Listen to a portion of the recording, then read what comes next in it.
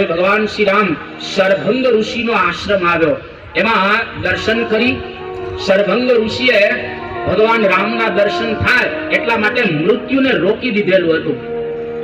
આમ તો આપણે પણ મૃત્યુને રોકી શકીએ એમ છીએ. મોટી ઉંમર આપણી પણ થઈ શકે. જો મૃત્યુને તમારે રોકવું હોય તો એનો ઉપાય આપણા યોગ શાસ્ત્રમાં બતાવવામાં આવ્યો છે. શરભંગ ઋષિ સિદ્ધ હતા એટલે રોકી શકતા હતા. આપણા મસ્તક ઉપર એક પોચો ભાગ હોય છે. બાળક જ્યારે જન્મે ત્યારે પોચો ભાગ તમને અનુભવાય. હવે મોટા થઈ ગયા પછી ન દેખાય. એને કહેવાય બ્રહ્મરંધ્ર. આપણા પ્રાણ જો બ્રહ્મરંધ્રની અંદર આપણે સ્થાપન કરતા થઈએ તો પછી વર્ષો સુધી આપણું શરીર એવું ને એવું રહે, જરાય પણ વિકૃતિ ના આવે. એટલે ઋષિઓ બધા બ્રહ્મરંધ્રમાં પ્રાણ રાખી દેતા, એને કંઈક કાર્ય કરવાનું હોય એટલા માટે. આ શરભંગ ઋષિ મૃત્યુને રોકીને બેસી ગયા હતા. કેમ તો કે રામચંદ્ર ભગવાન પ્રગટ થયા છે, ભગવાનના દર્શન થઈ જાય પછી આ શરીરને છોડીએ, બસ આટલી જ ઈચ્છા. અને કનેક એક વખત ભગવાનના દર્શન થાય, જીવન ધન્ય બની જાય. આપણા સ્વામિનારાયણ સંપ્રદાયની અંદર દલપત રામ થઈ ગયા. 10 વર્ષની ઉંમરે ભગવાન સ્વામિનારાયણ ઘોડી ઉપર જ ચડતા હતા, બીજું કઈ નહીં.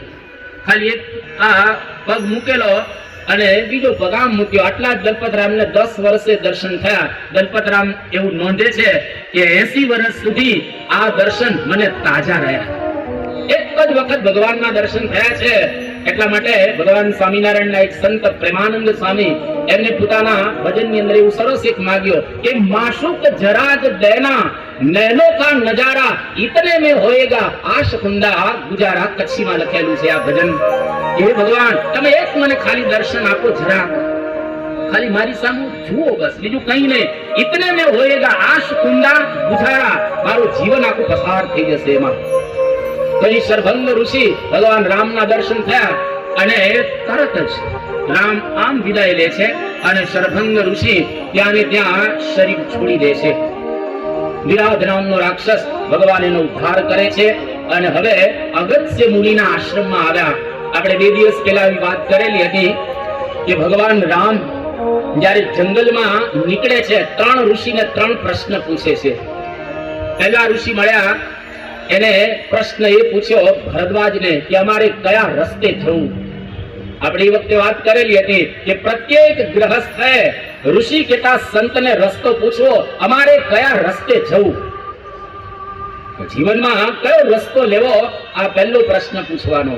બીજો પ્રશ્ન બીજા ઋષિ કેતા વાલ્મીકીજીને પૂછે છે કે અમારે રહેવું ક્યાં, રામચંદ્ર ભગવત ક્યાં રહેવું. ત્યાં રહેવું એટલે આપણે 14 સ્થાનો બતાવ્યા હતા. અને ત્રીજી વાત આ અગત્ય ઋષિને પૂછે છે ભગવાન રામ કે રાક્ષસોને મારવાનો મંત્ર કયો. યાદ રાખો, 2 પ્રકારના રાક્ષસો છે, એક બહારના રાક્ષસો અને એક અંદરના રાક્ષસો. એક બહારના શત્રુઓ અને એક અંદરના શત્રુઓ. પૂજ્ય મુનિવંદન સ્વામી આપણી પારાયણની અંદર પધાર્યા અને હવે વિદાય લઈને જઈ રહ્યા છે. આપણે તાલીઓથી એમનું અભિવાદન કરીએ. આ વિસ્તારની અંદર વર્ષો સુધી પૂજ્ય મુનિવંદન સ્વામીએ ખૂબ લાભ આપ્યો છે અને ખૂબ અહીંયા આગળ સત્સંગ એ કરાવેલો છે. એમની સાથે પૂજ્ય ઉત્તમ જીવન સ્વામી પણ પધાર્યા છે. એ પણ અત્યારે એમની સાથે જ સેવા બજાવી રહેલા છે. અહીં આગળ આ અગત્ય ઋષિને ભગવાન શ્રી રામ હવે રાક્ષસોને મારવાનો મંત્ર પૂછે છે. 2 પ્રકારના રાક્ષસો છે. રાક્ષસો એટલે અત્યારની ભાષામાં કેવું હોય તો આતંકવાદીઓ ખબર, અને બીજા એક આતંકવાદીઓ અંદર છે જેને આપણે કહીએ કામ, ક્રોધ, લોભ, મોહ, મદ, મત્સર, આશા, તૃષ્ણા, ઈર્ષા, અહંકાર, મારું તારું, રાગ, દ્વેષ, દગા, પ્રપંચ. આ બધા આતંકવાદીઓ એ અંતઃ શત્રુઓ એ આપણા હૃદયની અંદર રહેલા છે. આ બેયને મારવા જોઈએ, કારણ કે આ કોઈ સમજે એવા નથી. તમને લાગે કે બિન લાગે ને સમજી જાય, એને સમાધાન જ કરવું પડે. કોઈ દી ન સમજે. સદામ કોઈ દી સમજે નહીં. દુર્યોધન કોઈ દી ક્યાં સમજ્યો હતો? દુશાસન ક્યાં સમજ્યો હતો? રાવણને કેટલાય સમજાવશે. આજે પ્રવેશ થવાનો છે રાવણનો, 3 દિવસ રાવણ આવશે. તો રાવણ તમે જુઓ કેટલા લોકો એને સમજાવશે પણ એ સમજશે નહીં. એટલે એનું સમાધાન જ કરવું પડે. એવી જ રીતે આપણા અંતઃ શત્રુઓ હોય છે, કામ, ક્રોધાદિક, એને મારવા જ પડે. એ શત્રુઓનો સંહાર કરવો, અર્થાત એ શત્રુઓને જીતવા પડે. અહીં આગળ અગસ્ત્ય ઋષિ હવે ભગવાન રામને કહે છે કે શત્રુઓને જો મારવા હોય તો તમને આગળ સંદેશો પ્રાપ્ત થશે. માટે અહીં આગળ વિદાયેલો ભગવાન રામ હવે ધનુષ બાણ ધારણ કરી અને આગળ જઈ રહેલા છે. રસ્તામાં સીતાજી રામચંદ્ર ભગવાનને સલાહ આપે છે. શું સલાહ આપે છે કે મોટા માણસ કોઈ હોય એને 3 દોષ હંમેશને માટે લાગતા હોય છે. કયા 3 દોષ? એક તો મિથ્યાપવાદ. કોઈક વખત એમને કામ ન કર્યું હોય છતાં પણ મિથ્યાપવાદ એને સહન કરવો પડે. બીજી વાત, મોટા પુરુષો હોય અને કોઈક વખત વ્યભિચારની અંદર મર્યાદા છોડી દે તો પણ લોકો એને બોલતા હોય છે. અને ત્રીજી વાત, વેર વિના હિંસા. તમારી સાથે કોઈને વેર ન હોય છતાંય તમે એને મારી નાખો, એ સારું નથી. તો અહીંયા આગળ સીતાજી કહે છે કે ભગવાન પતિદેવ, તમારા હાથમાં ધનુષ્ય અને બાણ છે. ધનુષ્ય અને બાણ રાખવાની ત્યારે જરૂર પડે આપણે કોઈકને મારવા હોય, અને આપણે તો હવે તાપસના વેશે નીકળેલા છીએ. હવે આપણે કોઈની સાથે વેર તો જંગલમાં છે નહીં, તો શા માટે આ ધનુષ્ય અને બાણ ધારણ કરીને તમે રાખેલા છે? માટે આનો ત્યાગ કરી દો. કારણ કે ધનુષ્ય રાખશો તો એના સંચારી ભાવો આપણી અંદર આવશે. સમજો, તમે નીચે બેઠા હો અથવા તો આ સોફા ઉપર બેઠેલા હો, નાના છોકરા હોય, યુવાન હોય, નાનું કાણું હોય ને સોફામાં, નાનું કાણું, પછી જયારે સભા પૂરી થાય ને તો મોટું થઈ જશે. ના તો આમ હાથ આમ ફેરવા જ રાખે, આમ ધીરે ધીરે ફેરવા રાખે. જયારે સભા પૂરી થાય તો એક કાણું નાનું હોય મોટું થઈ જાય. અને આપણી બાજુમાં જે આપણે હોય ને કદાચ નાની કાકરી બાકરી પડેલી હોય તો આપણે આમ આમ કરીએ, નાના છોકરા ખાશે. અને મોબાઈલ હોય તો મોબાઈલ ની અંદર આમ રમતા હોય. આપણી પાસે જે વસ્તુ હોય એનો સહચારી ભાવ પણ જોડે જોડે હોય છે. માળા તમારા હાથમાં હોય તો ભજન કરવાનું મન થાય, માળા આપણે ફેરવીએ, લાકડી હાથમાં મારવાનું મન થાય. એટલે રામચંદ્ર ભગવાનને કહે છે કે આ ધનુષ્ય તમે રાખ્યો એ બરાબર નથી. ત્યારે રામચંદ્ર ભગવાન બહુ સુંદર અહીંયા આગળ સીતા મૈયાને સમજાવે છે કે સીતે, આ ધનુષ્ય અને બાણ આપણે રાખ્યા છે એનું કારણ એટલું જ છે કે કોઈ પણ રાક્ષસ આ ઋષિઓને હેરાન ન કરે એટલા માટે આપણે રાખ્યા છે. અને ઋષિઓનું રક્ષણ કરવું એ આપણા ક્ષત્રિયોનો ધર્મ છે. આ ધર્મ સાચવવા માટે આ મેં રાખેલા છે. બાકી મારો સ્વભાવ તો પ્રેમ આપવાનો છે. એટલા માટે ભગવાનનો સ્વભાવ કેટલો સુંદર રહેલો છે કે પ્રેમલ જ્યોતિ. ભગવાન તો કેવા છે? પ્રેમના આ સ્વરૂપ રૂપ રહેલા છે. પ્રેમલ જ્યોતિ તારો દાખવી મુજ જીવન પંથ ઉજાડ. આપણો જીવન પંથ એ પ્રેમનો પંથ છે. ખરેખર ભગવાન તરફથી પ્રેમ આવતો હોય છે, પણ ભગવાન જ્યારે કોઈકને મારે સમજવો એ તો હજારો લોકોના કલ્યાણ માટે આ કાર્ય કરતા હોય છે. બહુ સુંદર ભજન, બહુ પ્રસિદ્ધ ભજન છે. એક એક પંક્તિ પણ સરસ સમજવા એ જેવી છે કે પ્રેમલ જ્યોતિ તારો દાખવી મુજ જીવન પંથ ઉજાડ. હે ભગવાન, તારો પ્રેમલ જ્યોતિ, તારો પ્રેમ, એના દ્વારા મારા જીવનને તો ઉજ્જવળ બનાવી દે. તારો પ્રેમ મારી ઉપર આવશે તો મારું જીવન ઉજ્જવળ બની જશે. આવું એક સુંદર ભજન રહેલું છે. આપણે એ ભજનને માણીએ. પ્રેમળ જ્યોતિ તારો દાખવી મુજ જીવન પંથ ઉજાડ. મારો જીવન પંથ ઉજાડ. પ્રેમળ જ્યોતિ તારો દાખવી મુજ જીવન પંથ ઉજાડ. મારો જીવન પંથ ઉજાડ.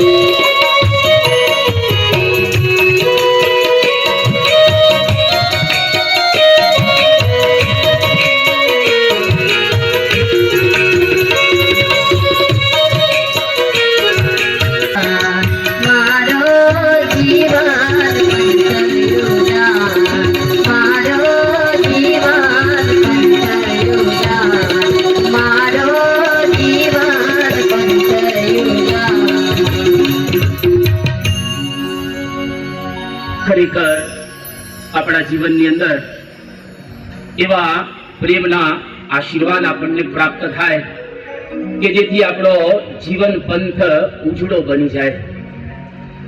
જીવન તો દરેકને મળેલું છે, પરંતુ એનો પંથ રસ્તો આપણા માટે જો સાફ બને, ઉજ્જવળ બને, તો એક જીવન જીવવાનો ચોક્કસ આપણને આનંદ આવે.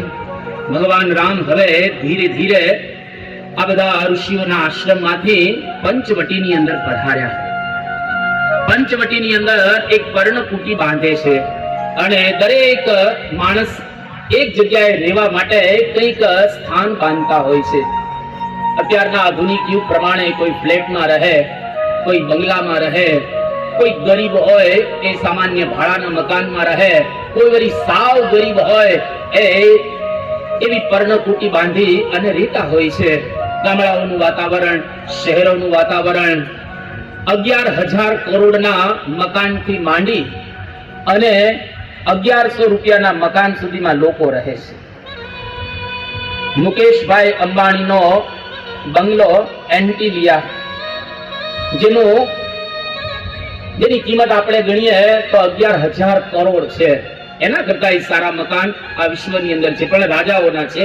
બ્રુનેઈનો સુલતાન છે, જેનો મહેલ 1887 કે 88 રૂમનો છે. વિચાર કરો, 1887-88 રૂમનો મહેલ અને પ્યોર ઇટાલીનો માર્બલ, વ્હાઇટ માર્બલ, જેમાંથી આપણે મૂર્તિ બનાવીએ છીએ, એમાંથી એને મહેલ બનાવેલો છે. અને એના ઉદ્ઘાટન વખતે દુનિયાના 50 પ્રેસિડન્ટ અને પ્રાઇમ મિનિસ્ટરને બોલાવેલા હતા. આ મકાનની અંદર કેટલું રાજ રચેલું હશે એ આપણને અંદાજ ન આવે, કારણ કે આપણા મકાન કોઈ દી એવા હોય નહીં ને, આપણે ત્યાં કોઈ દી ગયા ન હોય, એટલે એનો અંદાજ જ ના આવે. કોઈક વખત 5 સ્ટાર કલ્ચરમાં આપણે ઉછરેલા હોઈએ તો જ ખબર પડે કે 5 સ્ટારનું કલ્ચર શું હોય, 7 સ્ટારનું કલ્ચર શું હોય, 9 સ્ટારનું કલ્ચર શું હોય. એમાં કોઈ દી આપણે ગયા જ ન હોઈએ તો ખબર કેવી રીતે આપણને પડે? રાજાઓનો વૈભવ આપણે વાંચી પણ ન શકીએ અને જોઈ પણ ન શકીએ. તમે વિચાર કરો, આ બ્રુનેઈના સુલતાનની પાસે ગાડીઓ 7,000 છે. 7,000 ગાડી એટલે શું? અને એ ગાડી કોઈ સામાન્ય ન હોય. એના Rolls, Mercedes, Jaguar, Lincoln, Cadillac, Lexus, આવી બધી ટોપ ગાડીઓ હોય, સામાન્ય ગાડી જ ન હોય ત્યાં આગળ. અને પોતાની છે, બધી ચાલુ કન્ડિશનની અંદર 8 ગાડી એવી છે જેની અંદર હીરા ક્રશ કરીને, હીરાને આમ જરા એના લેર લગાવેલા છે સોના હીરાના, એના બોનેટ ઉપર. આખી ગાડી સોનાની. હમણાં આવ્યું તો એક ગાડીની કિંમત 64 કરોડ રૂપિયા. તો એ કે આના કરતા હજુ મોંઘી બીજી છે. 64 કરોડ રૂપિયાનો આપણને અંદાજ કઈ રીતે આવે? પ્રાઇવેટ પ્લેન, એ બધા સોનાના પતરા જડેલા પ્લેન, અંદર ડાયમંડ બધા લગાવેલા હોય. હવે આ બધા વૈભવો પણ છે અને ગામના પાદર ઝૂંપડા છે. ગામના પાદર ઝૂંપડા હોય, બિચારા એ ઝૂંપડાની અંદર રહેતા હોય. તો જે આવા મહેલોમાં રહે છે એ ગાય, ભેંસ કે બકરાનું દૂધ પીવે છે કે ઊંટનું પીતા હોય, જેવું પીતા હોય છે. અને પેલા ગામના પાદર જે રહેતા હોય એ ગાય, ભેંસ કે બકરાનું દૂધ પીતા હોય. દૂધ તો દૂધ જ છે, ઊંઘ તો ઊંઘ જ છે. ભલે પલંગ જુદા હોય પણ ઊંઘ સરખી જ હોય. પૈસાદારની ઊંઘ સારી ને ગરીબની ઊંઘ ખરાબ, એવું હોય છે. જયારે આપણે સુઈ ગયા એટલે સુઈ ગયા, પતી ગયો. અને ઢેફામાં ઊંઘ આવી જાય, પેલા પલંગમાં એ લોકોને ઊંઘની ગોળી લેવી પડતી હોય છે. આવું પણ હોય છે. એટલે અહીંયા આગળ ભગવાન રામ પર્ણકુટી, સાવ સામાન્ય પર્ણકુટી, રાજાનો દીકરો છે. આ કોઈ સામાન્ય તો છે નહીં, બે રાજાના દીકરા છે. એક પર્ણકુટી બાંધી રામ, લક્ષ્મણ અને સીતા એની અંદર રહે છે. પણ સાફ સુથરી પર્ણકુટી હતી અને સવારનો પહોર હતો. સૂર્યનારાયણે દર્શન આપ્યા અને વખતે રામચંદ્ર ભગવાન જમીન ઉપર બેઠા હતા અને સૂર્યના કિરણો, આ તો રઘુવંશ સૂર્યવંશ કહેવાય, અને સૂર્યના કિરણો રામને આચ્છાદિત કરતા હતા, રામને પ્રકાશિત કરતા હતા. લક્ષ્મણ બાજુમાં બેઠેલા, સીતા મૈયા હાથ જોડીને બેઠેલા હતા. એમાં લક્ષ્મણ 5 પ્રશ્ન પૂછે છે. આ 5 પ્રશ્નમાં અધ્યાત્મ માત્ર આવી ગયું છે. આટલું સમજવાનું છે અધ્યાત્મ. આપણે તો પારિવારિક એકતાનો આદર્શ રામચરિતમાનસ એની પર વાતો કરી રહ્યા છીએ, પણ અધ્યાત્મની ચર્ચા આટલી જ આપણે થોડી કરી લઈએ. આ પણ અતિ અગત્યનું આપણા પરિવાર માટે રહેલું છે. સૌથી પહેલો પ્રશ્ન લક્ષ્મણજી રામચંદ્ર ભગવાનને પૂછે છે કે માયા એટલે શું? બીજો પ્રશ્ન પૂછે છે કે જ્ઞાન કોને કહેવાય? ત્રીજો પ્રશ્ન પૂછે છે કે વૈરાગ્યની વ્યાખ્યા શું? ચોથો પ્રશ્ન ઈશ્વર અને જીવાત્મા આ બે વચ્ચે શું તફાવત છે?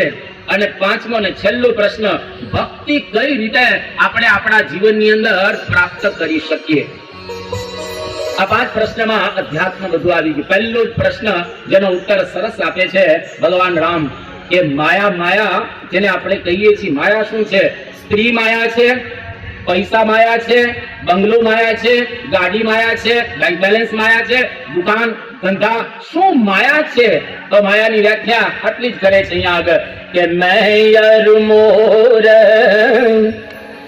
તોરત માયા જેહી બસ કિન હે જીવન કાયા મૈયર મોર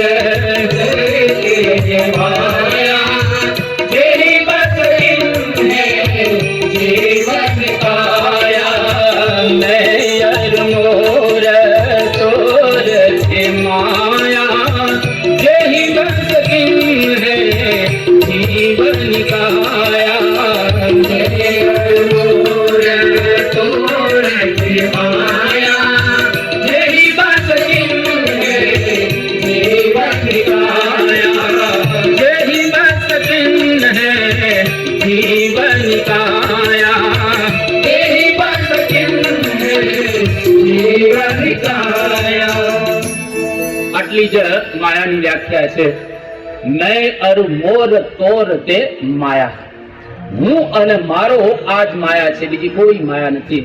એક વખત બ્રહ્મ સ્વરૂપ યોગીજી મહારાજ આફ્રિકા ગયેલા અને એક જગ્યાએ પ્રવચન માળા ચાલતી હતી માયા ઉપર. છેલ્લા 7 દિવસથી માયા ઉપર બધા જ પ્રવક્તાઓ બોલતા હતા અને લોકોએ જાણ્યું કે યોગીજી મહારાજ પણ આવ્યા છે, ચાલો એમને આમંત્રણ આપીએ. યોગીજી મહારાજને આમંત્રણ આપ્યું અને યોગીજી મહારાજ ત્યાં આગળ ગયા અને યોગીજી મહારાજ પહેલું જ વાક્ય બોલ્યા કે અમારા ભગવાન સ્વામિનારાયણે વચનામૃતની અંદર પહેલું જ વચનામૃત એવું લખ્યું છે કે ભગવાન ભજતા જે પદાર્થ આડું આવી અને આવરણ કરે એ માયા. આખો સભા મંડપ તાલીઓના ગડગડાટથી યોગી બાપાને વધાવે છે. ખુશ થઈ ગયા બધા અને લોકોએ કહ્યું કે 7 દિવસ પછી આજે ખબર પડી કે માયા કોને કહેવાય. ને આજે ખબર પડી કે ભગવાન ભજવામાં જે આડું આવે માયા. તમારું દેહ આડું આવે તો દેહ માયા, પત્ની આડી આવે તો પત્ની માયા, દીકરા આડા આવે તો દીકરા માયા, જગત આડું આવે તો જગત માયા, ધંધો આડો આવે ધંધો માયા. અત્યારે રાતના 9 વાગે આપણી પારાયણ શરૂ થાય, કોકને ઊંઘ આડી આવે ઊંઘ માયા, કોકને ટીવી આડી આવે ટીવી માયા, કોકને દીકરા આડા આવે દીકરા માયા, વ્યવહાર આડો આવે વ્યવહાર માયા. ભગવાન ભજવામાં જે કોઈ પદાર્થ કે વ્યક્તિ આડી આવે એને માયા કહેવાય. એનો ત્યાગ કરવો જોઈએ. તમે જુઓ, જો વિભીષણને ભાઈ આડો આવ્યો તો રાવણનો ત્યાગ કર્યો, ગોપીઓને સગા આડા આવ્યા તો એનો ત્યાગ કર્યો, ભરતજીને એની માં આડી આવી કઈ તો એનો ત્યાગ કર્યો. એટલા માટે ભગવાન ભજવામાં જે આડું આવીને આવરણ કરે એ જ માયા કહેવાય. આટલી જ માયાની વ્યાખ્યા છે. એટલે આપણો વિચાર કરવો, ભગવાન ભજતી વખતે આપણને શું નડે છે? હવે અહીંયા આગળ તો બધા આટલા બધા બેઠેલા છે. હવે આમાં હું એવી કઈ કલ્પના ન કરી શકું, પણ અનુમાન તો કરી શકાય કે આમાં જેટલા બેઠેલા છે બધા કઈ વ્યસનથી પર નહીં હોય.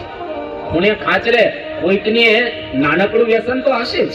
પછી તમાકુનું હોય, બીડીનું હોય, સિગારેટનું હોય કે પછી અન્ય કોઈ હોય. અહીંયા આગળ કોઈ પેગ તો ન જ મારે, કારણ કે અહીંયા આગળ તો પીવાનું તો લગભગ કોઈને હોય જ નહીં. પણ કદાચ આવું નાનું મોટું વ્યસન હોય અને ધારો કે બીડીની તલપ એને લાગી તો ઉભા થઈને પીને પાછા અંદર આવી જાય. એનો મતલબ શું થયો કે એને આ બીડી આડી આવી એટલે એટલો સમય એને માયા આડી આવી. તો જે કઈ ભગવાન ભજવામાં આડું આવે એને માયા ગણવાની. એટલે દરેકને માટે માયા જુદી છે. ક્યાં સુધી એનો વિસ્તાર છે? ભગવાન સ્વામિનારાયણના સંત મુક્તાનંદ સ્વામી વાત કરી કે જે 14 લોક સુધી માયા છે કે 14 લોક વૈકુંઠ લગી માયાની પાગી રે. 14 લોક વૈકુંઠ લગી માયાની પાગી રે. 14 લોક વૈકુંઠ લગી માયાની પાગી રે. 14 લોક વૈકુંઠ લગી માયાની પાગી રે. અનુભવી અડકાર હે કયતા પયાગી રે.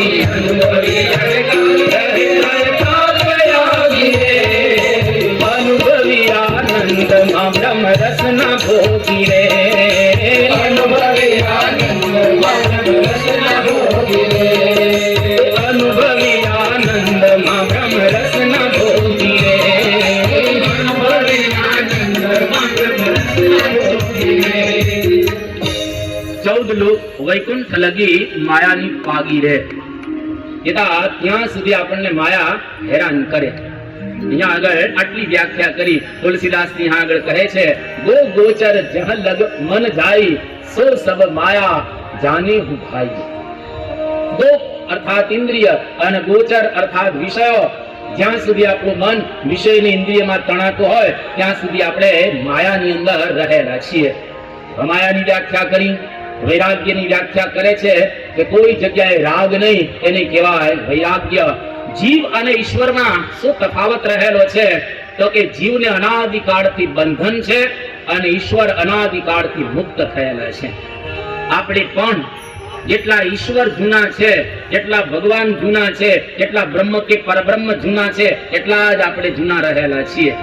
પણ અનાદિકાળથી માયામાં બંધાયેલા છીએ. આપણે કામ એટલું જ કરવાનું છે, માયા આપણે જો ટાળી શકીએ તો આપણે પણ ઈશ્વર તુલ્ય બની શકીએ.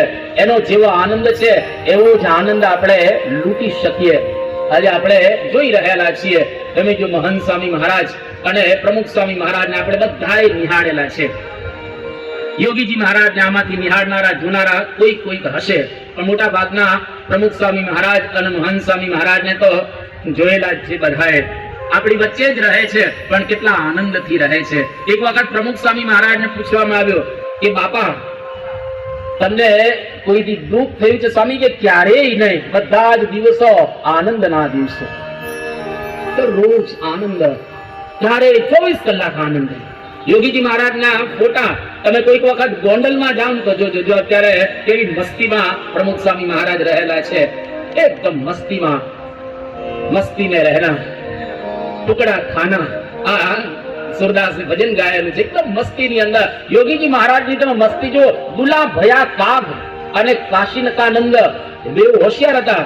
દુલા ભયા કાગ યોગીજી મહારાજને પહેલી વખત જુએ છે ને ખુશ થઈ ગયા.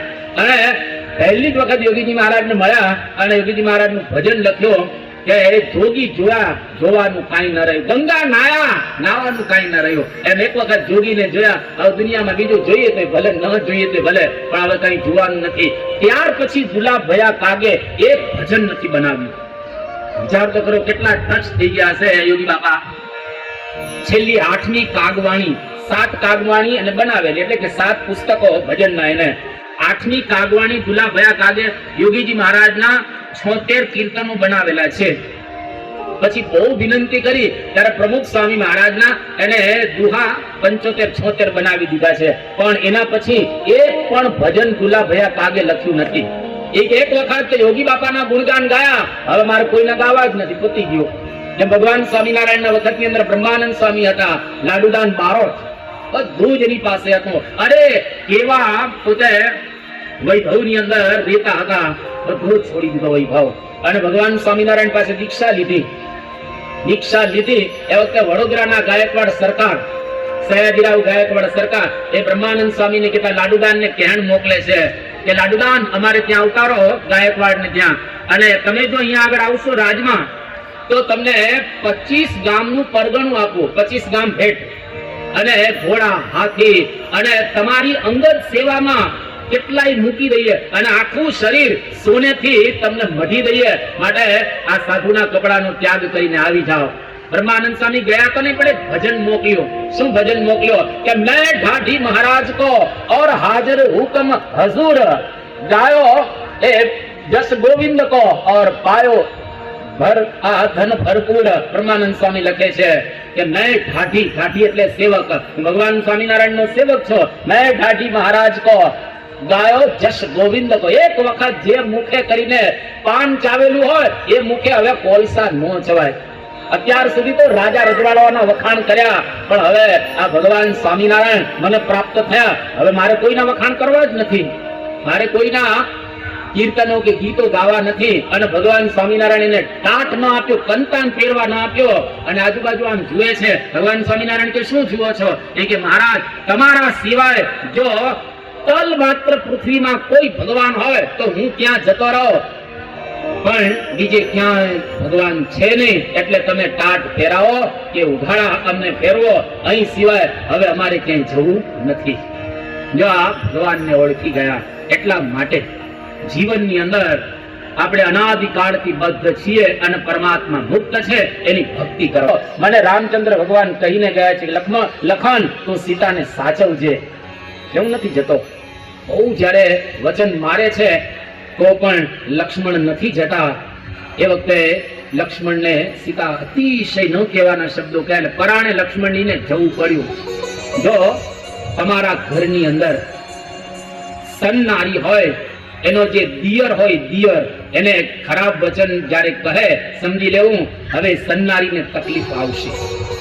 આપણા ઘરની અંદર કોઈ દિવસ દિયરને ખરાબ વચન કહેવાય નહીં. અને દિયરે ભાભીની મર્યાદા પણ એવી સરસ સાચવવી જોઈએ. જેવી માની મર્યાદા સાચવે એવી ભાભીની મર્યાદા પણ ઘરમાં સચવાવી જોઈએ.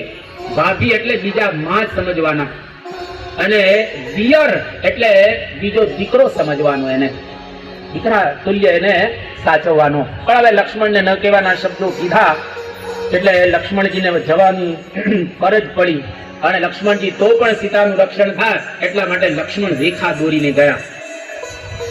દિયરે ભાભીનું શીલ સચવાય, દિયરે ભાભીના ધર્મ સચવાય, દિયરે ભાભીની મર્યાદા સચવાય, એવી રીતે ઘરની અંદર રહેવું જોઈએ.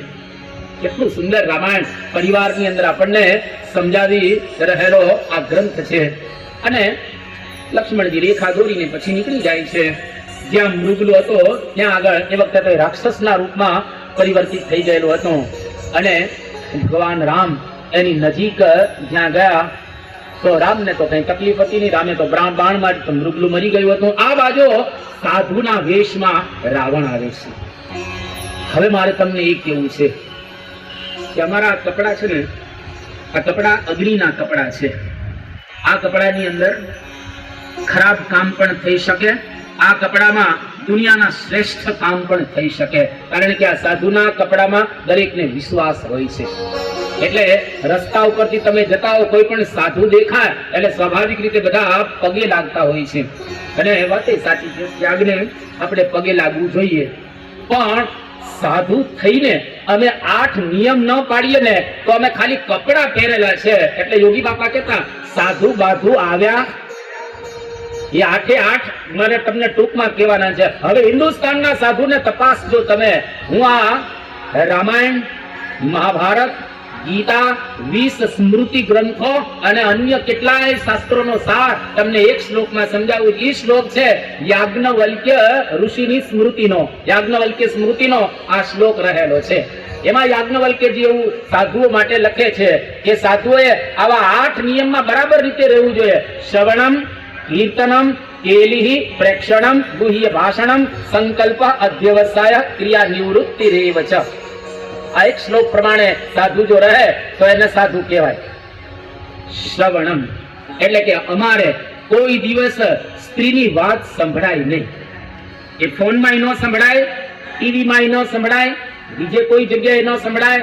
અને સ્ત્રીની વાત અમે સાંભળીએ તો એના દ્વારા અમારા હૃદયની અંદર વિકાર ઉત્પન્ન થાય, સ્ત્રીને મેળવવાની ઈચ્છા જાગૃત થાય. શ્રવણમ વાત ન સંભળાય. કીર્તનમ જ્યાં સ્ત્રી, છોકરી કે બાળકી ગાતી હોય અમારે કોઈ દિવસ સંભળાય નહીં.